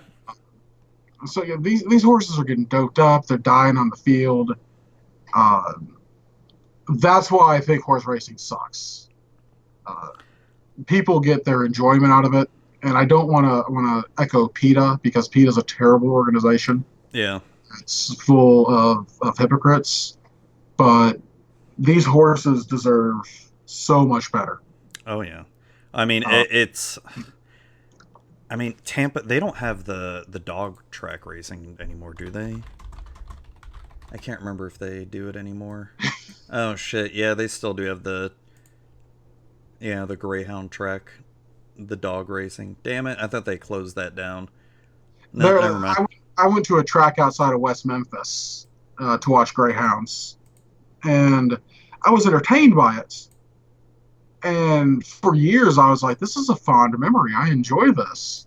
And then I start seeing Gail Simone tweets about greyhound races. And I'm like, this famous comic book writer is like telling me why greyhound races suck. And I don't want to push back against this. I want to learn about why greyhound races suck. And these animals get abused. Oh, yeah. These animals are treated poorly. I'm like, I don't want to support that. I don't want to do the same thing for the these horses are so inbred. They're inbred for speed and long distance, and they're breaking down because their bones just aren't. And they probably don't live very long either, too. They get, I think most of their life cycle is a 20-year life cycle. That's longer than I thought. It's not. When you get done, they race at 3 years old. Oh, damn. 2 to 3 to 4. You get past that, these are horses that typically hang around for a while, and they make depending on how successful they are, they have a good living off studying them out. Yeah. But there's also a problem with the horse meat industry. Ooh. That the horse meat industry will buy race horses, and they'll race them more, and when they're done racing them, they become food. And I don't have a problem with people eating horse. I don't have a problem with people eating cows. Eating horse is a cultural thing that is something I don't understand. But that is the end fate for a lot of horses now. And I do not like that. And it's something that I try not to support. Like, you'll notice me on Twitter a lot more talking about horse prom during May. Oh, except okay. for this year, because they've moved horse prom to September. Now, what's horse prom? The Kentucky Derby. Oh, okay. A group of my friends, everything that football prom's the Super Bowl. Wrestling prom is WrestleMania. So everything that has a prom or a major event becomes a prom. It's something really stupid we do, but it's a bad habit, and I haven't broken it. So when the Derby comes through, like, that is a ton of money for the local area. I'm 40 miles away from Louisville. Yeah, that's got to be because I mean that's similar to like when a NASCAR race shows up in Daytona. I know it's a huge boon for that area right there. Yeah. I mean, we get people that stay in hotels down in Radcliffe. You know, they're 40 miles away, but they don't get any cheaper than they do in Louisville. Yeah. But so the economic impact of the Derby not happening would be huge for the city, and I don't want to see that taken away. But I don't want to glorify something that seems so awful. No, I know what you mean. I mean, I don't really have a horse in the race, but it's. I mean, I just don't understand a lot of it, but I'm not surprised that there is rampant, horse abuse and all that stuff. Like that surprised me. You telling me like there's just horses that just die on the track or whatever, or die shortly after. Like, holy crap, that's insane. Yeah, they'll either like if a horse breaks its leg, they're done. In most cases, if they can't support themselves, the leg starts getting gangrenous, and it's compassionate to do it to just euthanize them because they're not going to have a good life. Yeah. And I don't fault people who do this. Like my aunt and uncle, like I was saying, they're very good trainers. They're very good breeders. They take good care of these horses, treat them like their family. And most trainers do. It's just the ones that are like, here, have a bunch of drugs. That's crazy. That's insane. Oh man. So have you seen that Tiger King documentary? Speaking of animals, you have not? I'm aware of it, but I have not watched a single episode. Well, you need to do that. I mean, I know it's super popular on the internet, but it without glorifying the whole freaking wackiness of it. I mean, to me, even though I know the like Joe Exotic and all them are not in Florida, only the Carol Baskins lady is, and it's a good way to put it. They all remind me of Florida people. Like people I could go find in the county just south of me. Yeah. Pretty much like whole freaking methed out and but I urge you to watch it. It's funny. It's very stupid. Well, I have 2 weeks free. I have 2 weeks free until Cash is here again. So I mean I've got plenty of time to watch stuff. Yeah. And I don't necessarily have to keep rewatching Scrubs, Parks and Rec, and It's Always Sunny in Philadelphia. I can watch something else. Yeah, so. I'm doing a rewatch of The Office again. I'm like halfway through it. I'm right at the part where I think I'm an episode or 2 away before what is it? That one company comes in and buys out Dunder Mifflin, the Saber printers or whatever. You've never watched. You've never watched The Office? I've watched a couple of episodes, but it's a show to me like How I Met Your Mother or Seinfeld or Friends that I just, for some reason, I can't get into it. I mean, I know the first season is a little hard. The second season, and the first season's only like 6 episodes.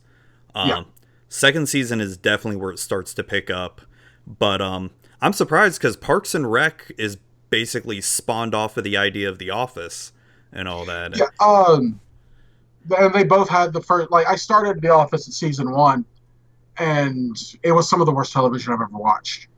Okay. And Parks and Rec had the same season 1 problem. Yeah. I'm like, how did the show get past season 1? Because it is awful.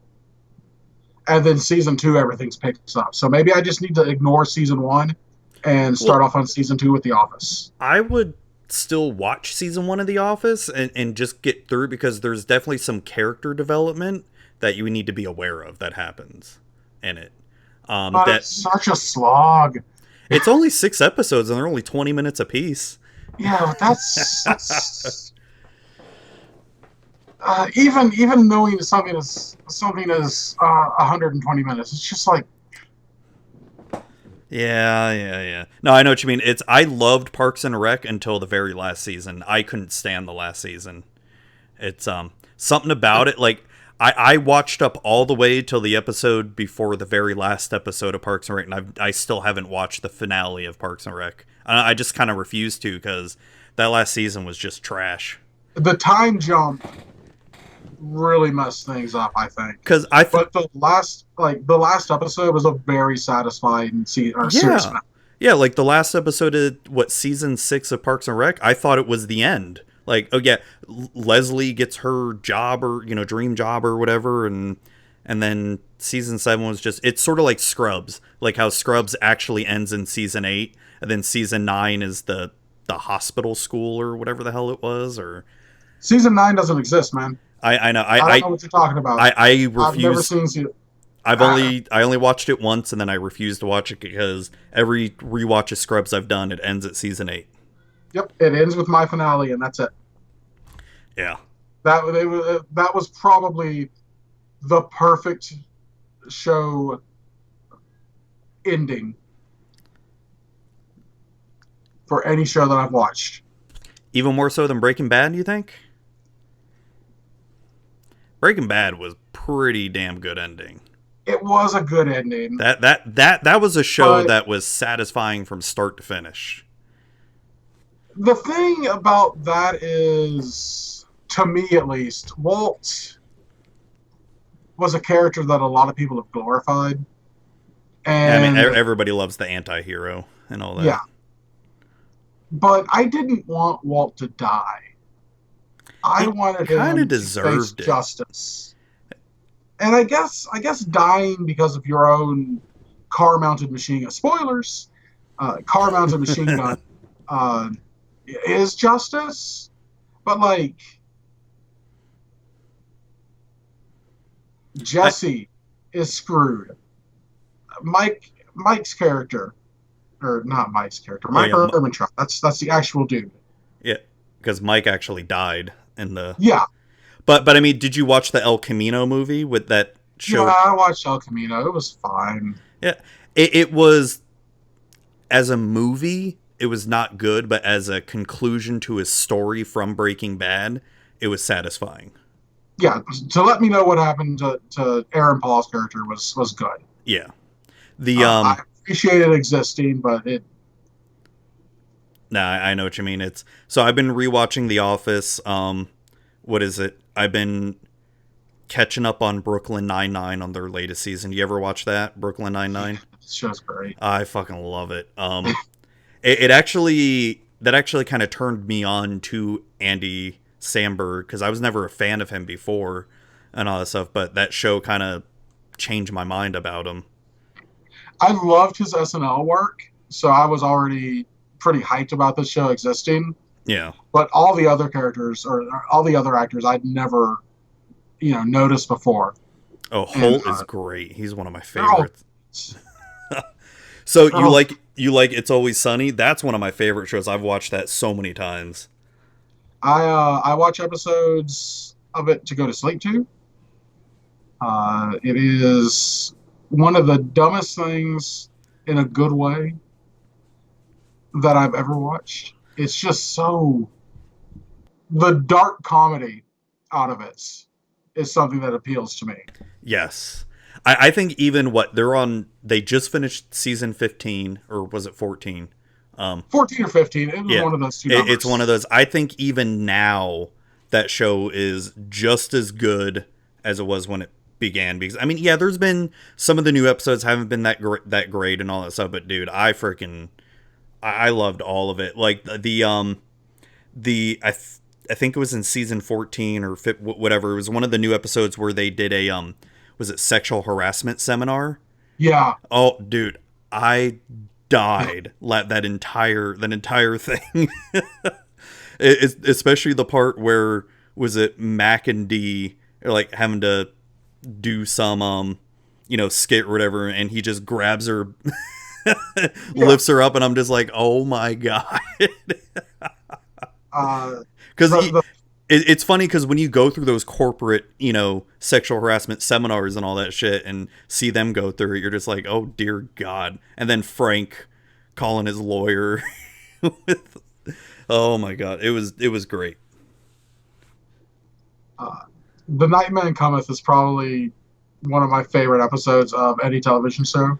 Yeah, have you ever seen their live play of that? Yeah, I watched it. It was I great. I've watched a few YouTube videos of their live play of it. That was great.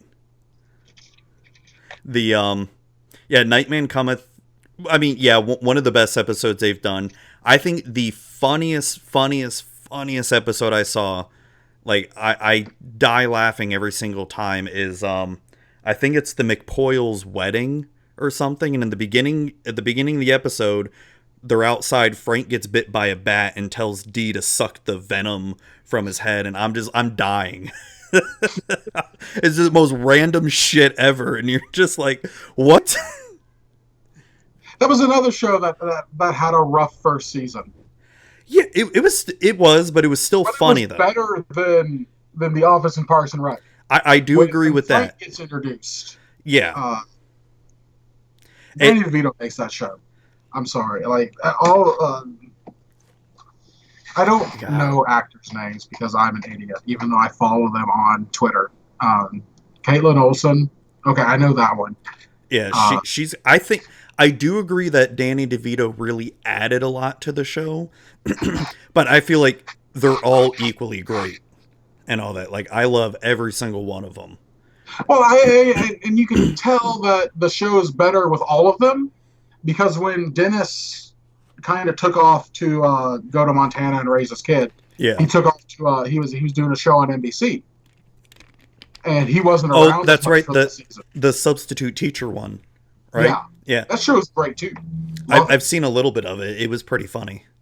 But yeah, when he was off doing that show, it wasn't as good. No, because the first episode of that season. Didn't they have Mindy Kaling in it? Yeah, I love. Well, I only like her because from The Office and all that. Because her character's great in The Office. I like her. I think she's very talented, but she doesn't mix with that group. Yeah, it's a very set ensemble. Yeah, and guest stars don't work well in something like that. No, because I mean, for something dark. Yeah, it's definitely dark. So, do you like absurdist humor and all that? I mean, I like Tim and Eric. So, have you ever watched the Eric Andre show? Yeah. Oh my god! So I just started watching that recently. I never knew anything about that show or anything like that. I've always seen the memes and all that. I just didn't know anything about the show and all that. Dude, I have. You can ask my wife. She gets mad at me because I will just howl. Like, I'll wake up the whole house just from laughing, and I'm dying. I'm crying. It's the most dumbest shit ever, but I love it. That is the kind of humor I had when I was, like, in high school and college and all that. Yeah. Just shit that just did not make sense that I found funny. I think that's why I like Tim and Eric so much, because I was basically, my sense of humor from them. And Eric Andre is a really talented dude. Oh my god, yeah. Like, he played double bass, went to Berkeley. Oh. He super talented dude. He was really good in Man Seeking Woman. I don't think I've seen that. That's a movie, right? No, it was a TV show on FXX. Oh, okay.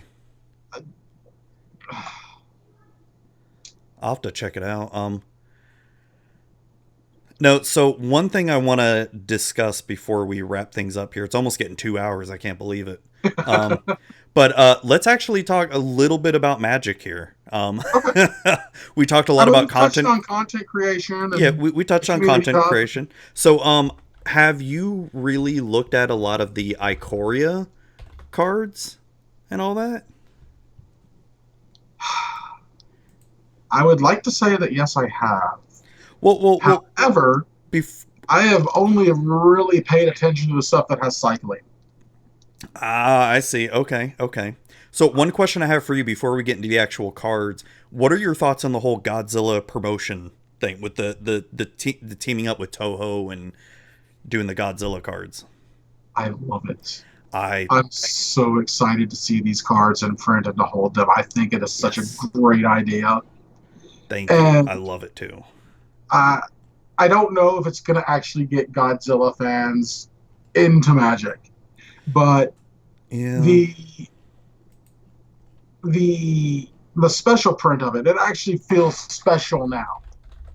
When you're opening up a collector's edition booster pack to get something that has never been done before. It sounds so great. And to have something so iconic, to take advantage of the monster genre like they have with the Godzilla license is super exciting to me, because if this goes well, then what else gets licensed? Dude, I don't know. I mean, I personally love Godzilla. I've seen every single movie, seen them more than once. Been a huge Godzilla fan since I was a kid. My grandfather got me into it. When I remember I first saw the leaks, the Brazilian leaks of the 3 cards and all that, dude, I thought they were fake. Like, there's no way. But when Wizards started putting out like the giant footprint on their Twitter page or whatever, I'm like, oh shit, this is real, isn't it? Godzilla's actually gonna show up. When I looked at the Who's Getting Spoilers page, you saw that the Hollywood Reporter was getting a spoiler. I was like, yeah, this is real. Yeah, it's happening. Dude, and it's I love it. I'm super excited about it. I know I'm gonna build a crappy 5-color commander deck with all the Godzilla cards in it. But I want to hear your thoughts on them. So my friends who are, super into Magic, when they first saw this, they were kind of not too into it because they felt like it's sort of getting away from Magic. It's feeling less Magic. I mean, I don't know. I mean, and they've also made comments of how the whole set itself doesn't feel very Magic-y. What are your thoughts on that? Well, I can see and empathize why they feel like it's getting away from Magic, because it is. The real world Magic, or the real world references that Magic made, very rare. We don't have flavor text from the Bible anymore, for example. So having a non-fantasy bit come into the card game is a little jarring, and I get that. They don't have to like the Godzilla cards because they've also got the comic book art cards. So there's something different in there for them. But this set is...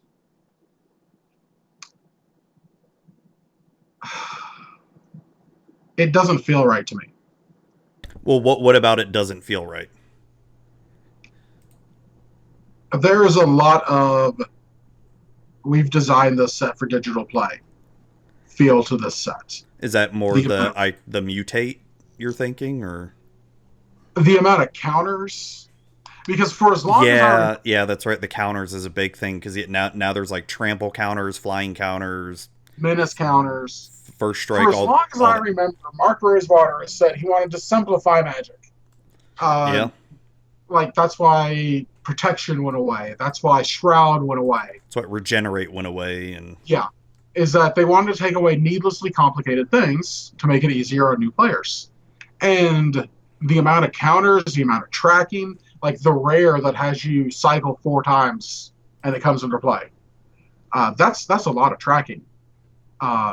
It feels needlessly complicated for a paper game, but it feels less complicated for a digital game. That is true. I guess I didn't think about it. You make a good point with the counters. It's I kind of forgot the counters exist, meaning the vigilance counters, first strike count, whatever, and all that. And that is going to be tough to keep track of on paper, especially during pre-release. I don't know. What are we going to have? I mean, they're not going to have pre-releases. For this set, anyways. But I mean, you know what I mean. If let's say we do get this on paper, people at home do their own pre-release or whatever. Are we going to have those pop-out cards like and Ket had for counters? They're supposed to be pop-out counters in pre-release kits. So I mean, that'll at least help, but it's still a pain in the ass. know. I don't like the digital pandering that I feel WotC's doing. I know we've got this fancy new client and it makes bells and whistles and sounds, and we've got to take advantage of that, to get people more involved or more interested into the esports side of Magic. But that shouldn't come at the expense of the paper product. I mean, I see what you mean. It's I see that with the mechanics, it being a little bit needlessly complicated for paper. I mean, is this the start of what we're going to start seeing? Core sets, the next set's going to be a core set, so typically those are easier, right? Those are more simple, but then we have Zendikar coming, right after that. Is that going to be, something complicated like this? Who knows? No one knows at all this point, but for a love set that it is, because it's not tying into another block. These mechanics may not show up in another set ever. I feel like Mutate would show up at some point. Like maybe how vehicles still show up every once in a while. Yeah. I feel like Mutate will still show up maybe every once in a while. Maybe like core sets or something. Yeah. I don't have a problem with Mutate. Mutate is a fun mechanic to me. That's because I've played a lot of Pokemon too, and one of the Mutate's a lot like the break mechanic in Pokemon. Yeah.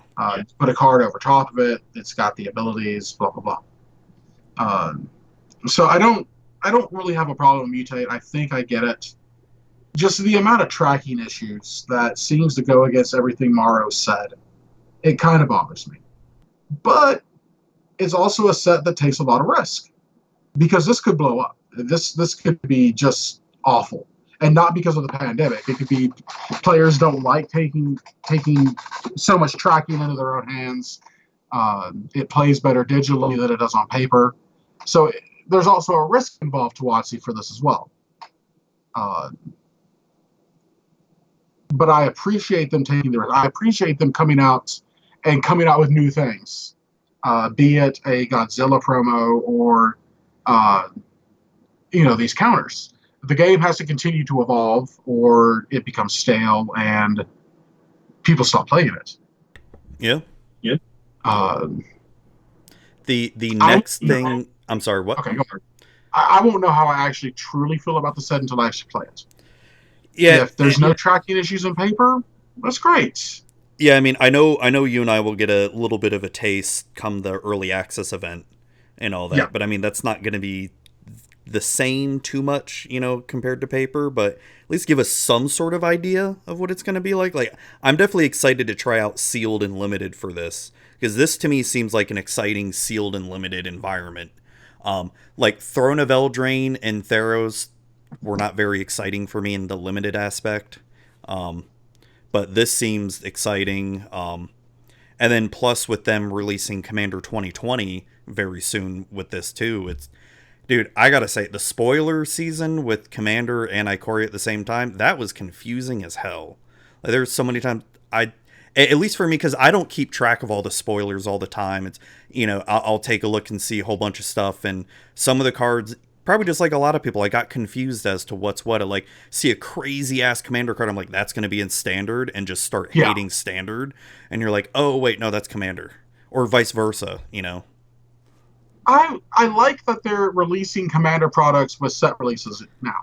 Oh, I love it. It was just sense. The spoiler season just felt so confusing. It was rushed. Yeah, definitely rushed. Like when you see Sol Ring with the Ikoria background that they're using on their slides. Yeah. I know Sol Ring's not coming to Standard. Oh my god, can you imagine? I would not like to. I don't. It would be very bad for the game. Like, you think Oko was bad. 2020 Standard tournaments with Sol Ring in it. Blech. Let's do it.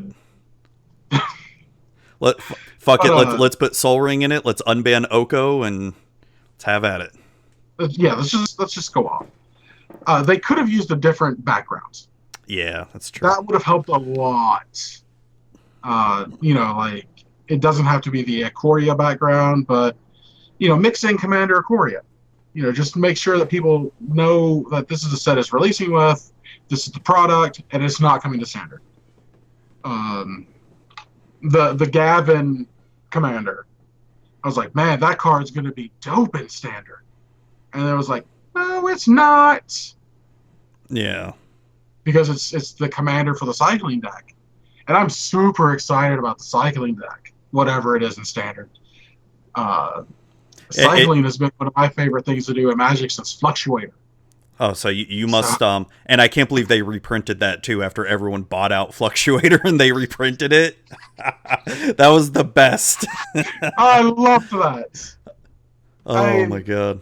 It was just, like, Gavin even gave a hint about it in one of his tweets before this commander stuff was did revealed. He was like, a certain card is getting reprinted. And I'm like, I don't think it's going to be Fluctuator, but I'm certainly not buying into this fight. Yeah. That's not a thing I'm doing. Probably so many pissed off people. So I hope it's Fluctuator. And then I see Fluctuator on our list and I was like, you can't help but laugh. Oh man. No, but I'm super excited about it.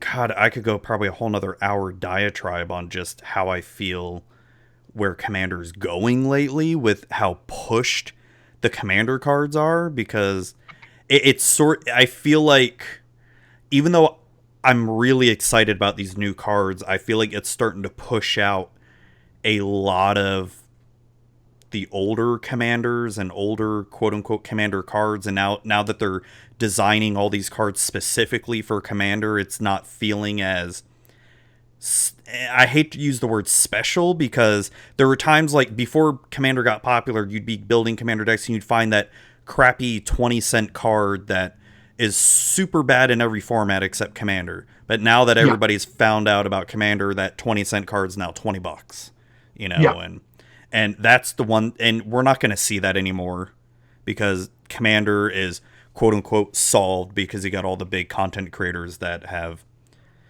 they haven't figured out everything, but there's, they've built so many commander decks and talk about so many cards. It's, that and EDH Rec exists. That too, yeah. I love that site. I appreciate the sites. Yeah, because I think it's great. It's a great site for when you have like you're building your commander deck and it's like, shit, I've got 95 cards and I have no idea what my last 5 cards should be. Right? What else is good that goes with this commander? Boom, there you go. And you forget about, like, you go through it and you're like, forget about 30 cards that exist, and you're like, oh shit, now I need to that's what's great about it. And I know I said I net deck commander stuff, but that's because I am not creative and I'm very bad at deck building. Like, I very rarely do limited. The last time I played in a limited tournament was Grand Prix Indianapolis back in 2012. Oh, damn. Like, that was my last Grand Prix. It was going to be my last Grand Prix before I got sick anyways, because they were getting out of control in cost. But it was Return to Ravnica Limited, and I spent 6 weeks practicing for this, building sealed decks. I was doing like a sealed deck post a week for pure MTGO. Oh, damn. And then I had a secret group of people where I'm posting new sealed decks like every 6 hours. And, I was rewarded for that. I made a day 2. And I drafted, and it wasn't a great day 2. But you still made day 2, though. That's cool. Yeah. That was my goal. My goal was to make day 2 in my last tournament, or, my last Grand Prix. So me and Limited don't get along because I'm just not a good deck builder anymore. Because I don't put the practice in. Like, my content is constructed only. Because I find limited to not be as exciting. Yeah. You have to be a super involved player to get limited, and with constructed formats, there's a varying level of how involved you are. That's true. It's really knowing the meta more and knowing Yeah. what's good against what meta, like archetypes and all that, and I can see that. So I have to kind of wrap things up here. Sorry about cutting it a little bit short here. You're fine. No, but Reasonable. I kind of got to wrap things up, but I do want to thank you for coming on and just BSing with me, talking about content creation, mental health, sports, God, whatever the hell else, magic, what? There's television too. Oh yeah, We're talking television about and horses and but no, thank you for coming. Where can people find you if they want to reach out to you or see what you do? You can find me on puremtgo.com, legitmtg.com. I also run legitmtg's Twitter, not very well, and their Instagram account, a little better. I'm trying to get better with Instagram. It's tough. Like, I hate posting stuff off mobile devices because I've got big, fat, dumb fingers. And I will constantly press the wrong things and mess things up. So I use a web browser called Vivaldi that lets me upload to Instagram off of my PC. Cool. So I use that. But I stream for legit at twitch.tv/legitmtg.com. And my Twitter account is at Joshua Claytor. Okay. I could give you my phone number too, but I don't answer my phone. No, I don't think we need the phone number. I mean, people really want to reach out to me. No, I think that's good. I just want to. No, that's good. Well, I just want to thank you again for coming on, and yeah, it's been fun shooting the shit and all that. It has been. Thank you for having me. No, thank you. I'm glad we finally get to do this. Yeah, for real. All right. Well, thank you for again, and have a great night. All right. You too. Stay dry. Hey everybody, and thank you for listening/watching this episode's interview. Really hope you enjoyed it. 2 hours went by like that again. It's these interviews where I know the previous episode with Michelle, it could have been 3-4 hours because just it's I don't know. There's just so much to talk about, and sometimes 2 hours isn't enough. And I know these long form interviews are not everybody's, preferred way of listening or watching podcasts or anything, but I personally enjoy them. I love long form interview podcasts, and this is something that I love bringing to the Magic community because it really gets to know the person. I mean, we may be talking about service level stuff, but sometimes when we dive deep into mental health or just anything really, right? It can be pretty enlightening and let you get to know that person more, right? And that's what I love about these kind of interviews, because yeah, we talk about Magic. I mean, we definitely probably should talk more Magic because this is a Magic podcast, but bringing on these Magic content creators and streamers and players and all that really shows them that there's more to them than just this card game. Getting to know that person is something that's really essential. It's part of the gathering of this game, and it's part of why I love doing this show so much. So thank you again for listening. If you want to help support the show, you can check out the show's Patreon at patreon.com/magicwithzuby. And once again, thank you, JJ Freeze, for being our new patron to the show, and have a great night, everybody.